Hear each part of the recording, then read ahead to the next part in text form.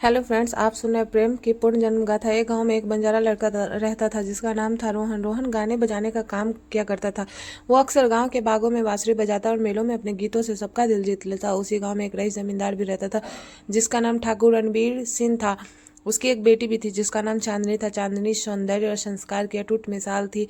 एक दिन उस गाँव में मेला लगा जहां चांदनी भी अपने दोस्तों के साथ गई। मेले में बांसुरी बजाने की प्रतियोगिता चल रही थी जिसके चीफ गेस्ट ठाकुर रणबीर सिंह थे। इस प्रतियोगिता में रोहन ने ऐसी बांसुरी बजाई कि सबका मन मुग्ध हो गया। ठाकुर रणबीर ने खुद अपने हाथों से रोहन को पुरस्कार दिया।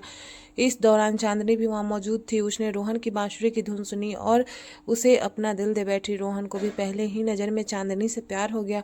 दोनों की आंखें मिली और धीरे धीरे पैरमान चढ़ने लगे। रोहन और चांदनी अब छुप छुप कर गांव के बाहर बागों और हाट बाजारों में एक दूसरे से मिलने लगे। लेकिन कहते हैं ना कि प्यार छुपाए नहीं छुपता। एक दिन ठाकुर साहब को भी इस रिश्ते की भनक लग गई। ठाकुर साहब को यह रिश्ता कतई बर्दाश्त नहीं था। उन्हें विश्वास नहीं हो रहा था कि उनकी इकलौती बेटी एक बंजारे के प्यार में कैसे गिर सकती है।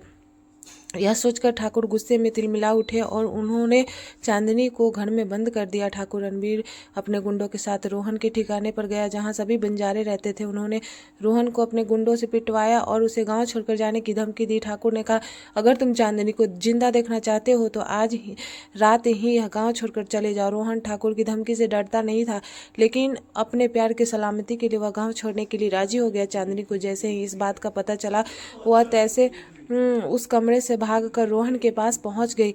लेकिन किस्मत ने उन्हें धोखा दे दिया। लोगों ने उन्हें पकड़ लिया और ठाकुर के हवाले कर दिया। क्रोध की अग्नि में ठाकुर रणवीर सिंह ने रोहन को गुंडों से मरवा दिया। अपने प्रेम को अपनी आंखों के सामने मरता देख चांदनी ने भी प्राण त्याग दिए। लेकिन प्रेम अमर होता है जो मरकर भी नहीं मरता है। सालों बाद उसी गाँव में एक जमींदार का बेटा जन्मा जिसका नाम था वीर।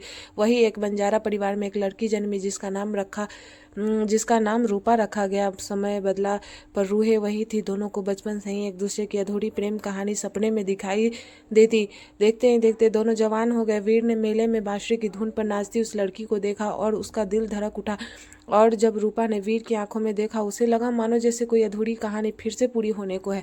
धीरे धीरे दोनों की मुलाकातें बढ़ी और उन्हें एहसास हुआ कि उन दोनों का रिश्ता आज का नहीं बल्कि सदियों पुराना है। लेकिन इस बार फिर वही समाज की दख्यानुशी सोच उनके प्यार के आड़े आ गई। इस बार लड़की बंजारा थी और लड़का जमींदार का बेटा था। वीर के पिता को यह रिश्ता बिल्कुल बर्दाश्त नहीं था।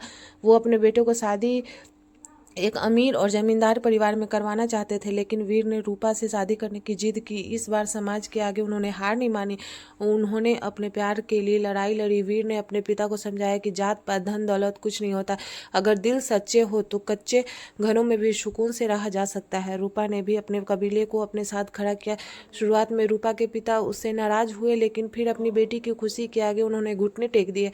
आखिरकार उनका प्यार जीत गया। गाँव ने पहली बार देखा एक बंजारा बेटी जमींदार के आंगन की बहू बनकर आई। अब दोनों के साथ फेरे लिए फिर दोनों तो पूरा गांव झूम उठा। रूपा और वीर की पिछले जन्म की अधूरी कहानी इस जन्म में पूरी हो चुकी थी। दोनों खुशी खुशी